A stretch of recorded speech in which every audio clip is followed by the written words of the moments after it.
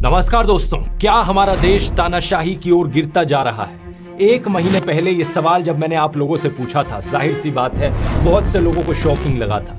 लेकिन किसी भी सच्चे देशभक्त के लिए जो सही मायनों में देश की परवाह करता है, उसके लिए सवाल बहुत जरूरी है। कुछ लोगों को डाउट हुआ था कि क्या सही में ऐसा हो रहा है या नहीं हो रहा, लेकिन पिछले एक महीने में जो कुछ हुआ है देश में, उसे देखकर तो यकीनन आपकी आंखें खुल जानी चाहिए। दिल्ली के चीफ मिनिस्टर अरविंद केजरीवाल को बिना मनी ट्रेल और बिना कन्विक्शन के अरेस्ट कर लिया गया। 3 में से 2 इलेक्शन कमिश्नर्स को प्रधानमंत्री मोदी की मर्जी के अनुसार अपॉइंट किया गया। इलेक्टोरल बॉन्ड्स, इतिहास के सबसे बड़े घोटाले की खबरों को टीवी चैनलों से और अखबारों से गायब कर दिया गया। देश की सबसे बड़ी ऑपोजिशन पार्टी कांग्रेस कह रही है कि उनके बैंक अकाउंट्स को फ्रीज किया जा चुका है, वो कैंपेन नहीं कर पा रहे। सालों पुराने केसेस को लेकर इलेक्शन से एकदम पहले इनकम टैक्स डिपार्टमेंट ने इन पर 1700 करोड़ का फाइन लगा दिया। रिपोर्ट किया जा रहा है कि कम्युनिस्ट पार्टी पर भी 11 करोड़ का फाइन लगा दिया।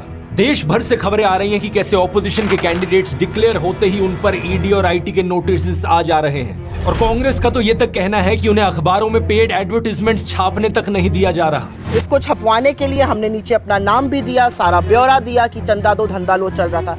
इस विज्ञापन को छापने से मुख्य जो अखबार थे उन्होंने मना कर दिया। ये क्या हो रहा है देश में? क्या इस तरीके से इलेक्शंस लड़ी जाएंगी? हम लोग क्या कर सकते हैं यहाँ पर देश की डेमोक्रेसी को बचाने के लिए? इन सब सवालों के जवाब इस वीडियो में जानते हैं। और कुछ लोग जिन्हें अभी भी लगता है कि डेमोक्रेसी सुरक्षित है देश में अभी भी, या फिर जिन्हें लगता है कि तानाशाही अच्छी चीज होगी देश के लिए, इनके सवालों को भी आंसर करते हैं।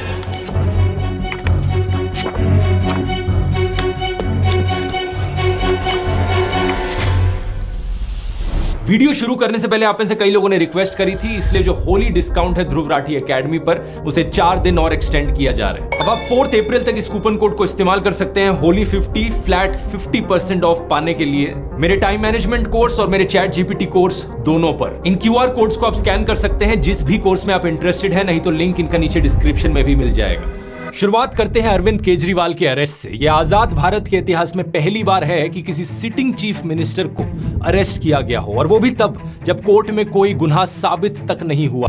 इससे पहले दिल्ली के एजुकेशन मिनिस्टर मनीष सिसोदिया को अरेस्ट किया था, दिल्ली के हेल्थ मिनिस्टर सत्येंद्र जैन को अरेस्ट किया था, आम आदमी पार्टी के MP संजय सिंह को अरेस्ट किया था, और ये सब लोग आज भी जेल में बंद हैं। मनीष सिसोदिया को 1 साल से ऊपर होने को हो रहा है और सत्येंद्र जैन को तो 2 साल होने को हो रहे हैं जेल में बंद रहे। सबसे हैरानी की बात यह है कि इनमें से किसी का भी गुनाह कोर्ट में साबित नहीं हुआ है। ईडी का आरोप है कि आम आदमी पार्टी के लीडर्स को 100 करोड़ रुपए की रिश्वत दी गई in exchange of undue benefits Delhi की एक्साइज पॉलिसी के तहत। लेकिन पार्टी की पॉलिटिशियन आतिशी कहती है कि 2 साल से ईडी और CBI इस केस को इन्वेस्टिगेट किए जा रहे हैं, 500 से ज्यादा रेड कर चुके हैं, 1000 से ज्यादा विटनेसेस ला चुके हैं, लेकिन अभी तक एक भी सबूत इन्हें नहीं मिला इस चीज का जो साबित कर पाए कि आम आदमी पार्टी या इनके मिनिस्टर्स ने कुछ गलत किया हो। मनीष सिसोदिया के लॉयर ने यही चीज बताने की कोशिश करी थी दिल्ली हाई कोर्ट को कि यहाँ पर कोई मनी ट्रेल नहीं है। इनफैक्ट इस पॉलिसी से देश की जनता को फायदा हुआ क्योंकि सरकार का रेवेन्यू बढ़ गया था इस पॉलिसी की वजह से, जिसको बाद में इस्तेमाल किया जा सकता स्कूल और अस्पताल बनाने के लिए। तो सवाल ये उठता है कि अगर कोई सबूत ही नहीं है तो कोर्ट इन्हें बेल क्यों नहीं दे रहा? इसके पीछे कारण है PMLA,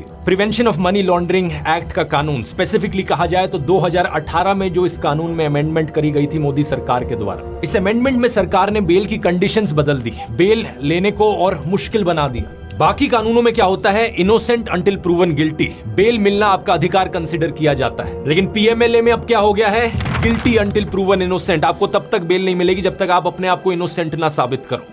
इसी 2018 की अमेंडमेंट में ईडी को और ताकत भी दे दी गई थी। इन चीजों को अरविंद केजरीवाल ने खुद भी एक्सप्लेन किया था अपनी अरेस्ट से पहले। ईडी के केसेस में जमानत क्यों नहीं मिल रही लोगों को? अब ये पूरा कानून इन्होंने ईडी में पलट दिया। अब इसमें हो गया you are guilty till proved innocent. इस कानून में इन्होंने ये लिखा है कि आपके ऊपर आरोप लगेगा, आपके ऊपर FIR होगी, झूठा सच्चा जो मर्जी आरोप लगा दें, आपको गिरफ्तार कर लिया जाएगा और आपको बेल तब तक नहीं मिलेगी जब तक आपका मुकदमा पूरा नहीं हो जाता और आप इनोसेंट प्रूव नहीं हो जाते। लेकिन बात सिर्फ इतनी सिंपल नहीं है दोस्तों। अरविंद केजरीवाल के इस अरेस्ट के पीछे एक इलेक्टोरल बॉन्ड घोटाले का भी कनेक्शन है। कोर्ट में जो हियरिंग हुई उसके अनुसार अरविंद केजरीवाल को 4 लोगों की स्टेटमेंट्स के बल पर अरेस्ट किया ईडी ने। उनमें से एक इंसान है शरद चंद्र रेड्डी, जो कि ऑरबिंदो फार्मा कंपनी के हेड हैं। 9 नवंबर 2022 की बात है कि ईडी ने रेड्डी को बुलाया था पूछताछ के लिए इस एलिजिड लिकर स्कैम के केस में। उन्होंने जो स्टेटमेंट दी उस दिन वो केजरीवाल के फेवर में थी, लेकिन अगले ही दिन 10 नवंबर 2022 को ईडी इन्हें अरेस्ट कर लेती है। इनके अरेस्ट होने के सिर्फ 5 दिन बाद इनकी कंपनी ऑरबिंदो फार्मा ने 5 करोड़ रुपए का चंदा डोनेट किया बीजेपी को